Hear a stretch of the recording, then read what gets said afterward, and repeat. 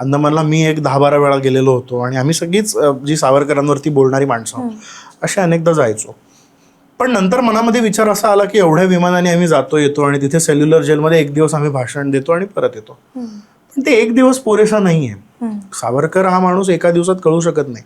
आता मी अयोध्येला आम्ही 6 दिवस वाल्मिकी रामायण सांगतो, मी आणि मुग्धा. मग मी वाल्मिकी रामायण सांगतो, मुग्धा गीता रामायण गाते.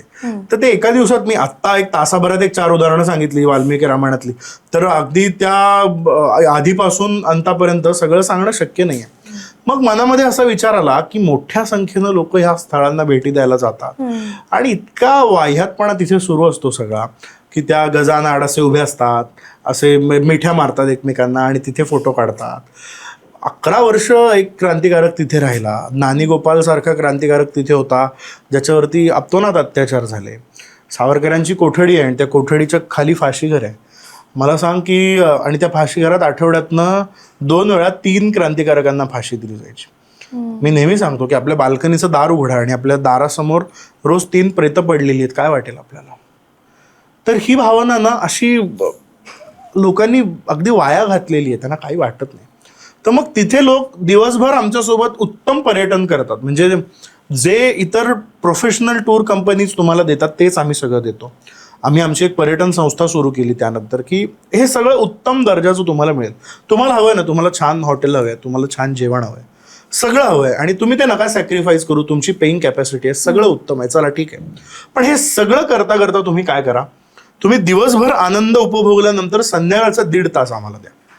आणि पहिल्या दिवशी आलेला माणूस आमच्याकडे संध्याकाळी 1.5 तास जो व्याख्यानाला बसतो तो 7 दिवस संपूर्ण सावरकर ऐकतो अंदमानात. आणि मग तो जाताना आणि तो येताना आलेला आणि जाताना तो आल्याचा वाल्मिकी झालेला असतो. हे आम्ही अनुभवलेलं आहे. मी तुला सांगतो की माझ्या सोशल मीडियावर पण तू बघू शकते, सेल्युलर जेलमध्ये आम्ही सावरकरांना माल्यार्पण करायला जातो तेव्हा लोक खळगळा रडत असतात. म्हणजे आमच्यासोबत आलेली 100 माणसं आणि इतर आलेली तिथली 1000 माणसं, त्या माणसांना जाणवतं की ही काहीतरी वेगळी माणसं आहेत. यांनी 6 दिवस काहीतरी ऐकलेलं. एक असा माणूस नाही आतापर्यंत की ज्याला अश्रू अनावर झाले नाहीत तिथे जाऊन. मग आम्ही एक संकल्पना राबवली की 11 वर्ष सावरकर तिथे होते, त्यांच्या गळ्यात एक कैदी बिल्ला होता. त्यांना वाटलं असेल ना की आता सोडून द्यावं आयुष्य, आता नको जगायला.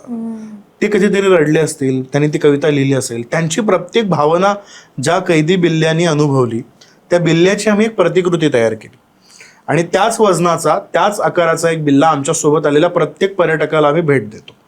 आणि आम्ही त्याला असं सांगतो की हा अनुभव तुम्ही घ्या. तिथे आता 700 कोठड्या होत्या, आता ते राष्ट्रीय स्मारक आहे. 300 कोठड्या आत्ता सध्या तिथे आहेत. आमच्यासोबत 100 माणसं असतात. आम्ही एक 10 मिनिटं प्रत्येकाला त्या कोठडीत बसवतो. बाहेरनं कुलूप नाही लावत. 11 वर्ष एका माणसाच्या जेलला कुलूप लावलेली होती. आम्ही शेवटच्या दिवशी मुद्दाम तिथे नेतो जेलमध्ये, कारण आधी 5 दिवस सावरकर ऐकलेले असतात. त्यांना सांगतो की उद्या तुमचं तिकीट बुक आहे, तुम्हाला घरी जायचं आहे, उद्या संध्याकाळी डाळ भात पिठलं खायला तुम्ही छान घरी असणार आहात, तरी 10 मिनिटं बसू शकता का? लोक घळघळा रडत रडत बाहेर येतात. कारण ना त्या पारतंत्र्याची कल्पनाच आम्ही केलेली नाही कधी. आम्हाला माहितीच नाही की आमच्या समोर रोज 3 जणांना फासावरती लटकवलं जाते आणि अशी पडलेली प्रेतं आम्हाला बघायला लागतं. आणि ती प्रेतं बघून पण एक माणूस तुरुंगात कविता लिहितो, 5000 ओळींच्या कविता लिहितो. ते कसं सुचतं? हा अनुभव द्यावा म्हणून ह्या यात्रा आहेत. मी तुला म्हणालो की रामायणाबद्दल आमच्याकडे अनेक गैरसमज आहे. आकाशाशी जडले नाते धरणी मातेचे आणि स्वयंवर झाले सीतेचे. आम्ही राम सीतेला स्वयंवरातच अडकावून टाकलाय. सीतेला कसं वनामध्ये पाठवलं आणि पुन्हा सीतेचा त्याग वगैरे कसा केला ह्यातच आम्ही राम संपवून टाकलेला आहे. पण वाल्मिकी रामायण हे किती ऑथेंटिक आहे. वाल्मिकी रामायण हे पहिलं आर्ष महाकाव्य आहे. वाल्मिकी रामायणामध्ये तुला आश्चर्य वाटेल, मी एक प्रसंग सांगतो. तिथे मी अयोध्येत हे जेव्हा सांगतो तेव्हा लोकांना आश्चर्य वाटतं की लक्ष्मण हा आपल्याला माहितीच नाही ना. लक्ष्मणानं त्याच्या आयुष्यात 2 पर्णकुट्या बांधलेल्या आहेत. लक्ष्मण हा उत्तम बांधकाम करणार आहे. त्यांनी एकदा चित्रकूटावर पर्णकुटी बांधली. आपण गीत रामायणात ऐकलं बघ की या इथे लक्ष्मणा बांधकुटी, या मंद अकिनीच्या तटी निकटी, या इथे लक्ष्मणा बांधकुटी. ती एक पर्णकुटी. आणि दुसरी पर्णकुटी त्यानं बांधली पंचवटीत आपल्या इथे, म्हणजे एक तिकडे मध्य प्रदेशात आणि एक महाराष्ट्रामध्ये.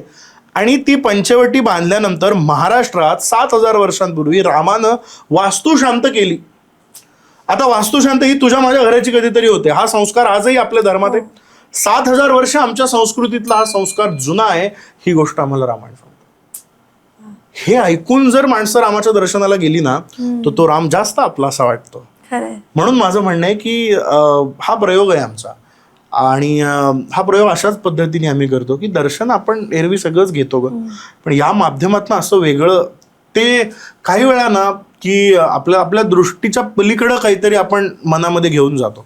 माझी भूमिका ती आहे, आमची भूमिका ती आहे की ते घेऊन जाणं फार महत्वाचं आहे, लोकांनी ते अनुभवणं फार महत्वाचं आहे आणि त्या अशा जागांना तरी जाताना किमान हा विचार करावा. म्हणून बाकी सोयी त्याच आहे, छान हॉटेल असतं, जेवण छान आहे सगळं, पण ते करताना संध्याकाळचा 1-1.5 तास द्यावा, ती भावना मनात रुजवावी, म्हणून हे वेगळं पर्यटन आहे.